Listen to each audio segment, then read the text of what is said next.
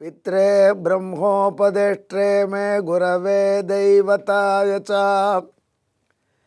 प्राप्याय प्रापकायास्तु நம ஸ்ரீநிதயே நமஹா. அன்புள்ள விஜய் தொலைக்காட்சி நேயர்களே, உங்கள் அனைவருக்கும் என்னுடைய வணக்கங்கள் மற்றும் இதயபூர்வமான இனிய நல்வாழ்த்துக்கள். அன்னை லக்ஷ்மி தேவியின் 1000 திருநாமங்களிலே இப்பொழுது நாம் 503வது திருநாமத்தை சுவைக்கப் போகிறோம். உலகத்தில் ரொம்ப நல்ல ஆனந்தம் வந்துடுதுன்னா அந்த ஆனந்தத்தில் மனிதர்கள் ஒரு விதமான போதை நிலையை எய்துவார்கள். அந்த போதை நிலையை எய்தினவாறே தன்னை எறியாமல் பாட்டு வரும்.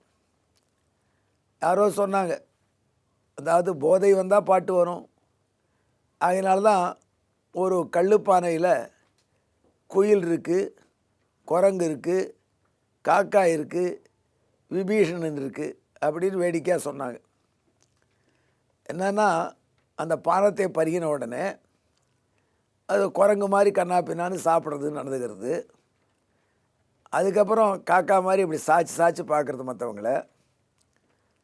அப்புறம் குயில் மாதிரி பாடுறது. என்னையா பெருசா பிரமாதம் தண்ணி அடிச்சுட்டு பாடுற அப்படின்னு பல்லாருன்னு அரைஞ்சா ஐயா மன்னிச்சிருங்கன்னு டமால்னு காலில் விழுந்துருவாங்க. ஊர் சத்தம் போடுவாங்க, ஒரு தட்டுனா விழுந்துருவாங்க. அப்போ விபீஷன் மாதிரி சரணாகதி பண்ணிவிடுவாங்க அப்படின்னு சொல்லி பழைய தமிழ் பாடல் ஒன்று உண்டு.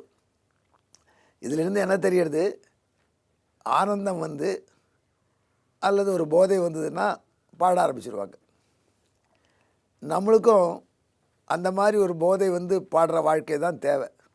காலங்காலத்தால் லக்ஷ்மி சஹஸ்ரநாமம் சொல்லி இப்படி மக்களை மிஸ்லீட் பண்ண பார்க்குறேன்னு நினைக்காதீங்க.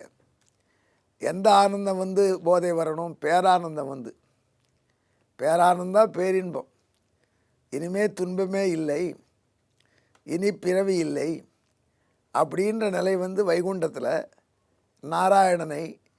நாராயணனுடைய எல்லாவித பெருமைகளோடு அனுபவிக்கக்கூடிய நிலை வரணும்.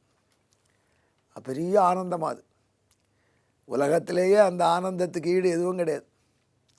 என்ன ஆனந்தம் இருக்கோ, அப்போ இந்தியா வெற்றி பெறுது மேட்ச்சில் பார்க்குறச்சு ஒரு ஆனந்தம், பிள்ளையாண்டான் ஆனர்ஸ் வாங்குகிறான் பிஇயில் அதை கேட்குறச்சே ஒரு ஆனந்தம், பேரம் பிறந்திருக்கான் கேட்டால் ஆனந்தம். இப்படி பலவித ஆனந்தங்கள் இருக்குது உலகத்தில். எல்லா ஆனந்தத்துக்கு விட பெரிய ஆனந்தம், இந்த ஆனந்த அனுபவத்துக்கெல்லாம் அதில் ஒரு திவலைன்னு சொல்ல முடியாத ஆனந்தம் வைகுண்டத்தில் போனால் கிடைக்குமா. அங்கே இருக்கிற மண்டபத்துக்கே ஆனந்தமயம்னு பேர். இங்கேயும் ஆனந்துன்னு பேர் வச்சிட ஆனந்த பவனம் அப்படிலாம் பேர் வைக்கலாம். அது எவ்வளோ ஆனந்தம் இருக்குது சொல்ல முடியாது, துக்கம் இருக்கலாம். அங்கே கொஞ்சம் கூட துக்கம் கலப்படம் இல்லாத பேரின்ப உலகம். அந்த பேரின்ப வெள்ளத்தில் போய் இருந்துட்டால் அப்புறம் என்ன ஆகும்? அந்த வைகுந்தத்தில் உள்ள பகவானை அனுபவிக்கிற அந்த சுகத்தில் அப்படின்னு ஆனந்தமாக ஹா உஹா உஹா என்று சாமகானம் பண்ணுவாங்களாம். இப்படி சாமகானம் பண்ணுற வாய்ப்பு நமக்கு கிடைக்கணும்.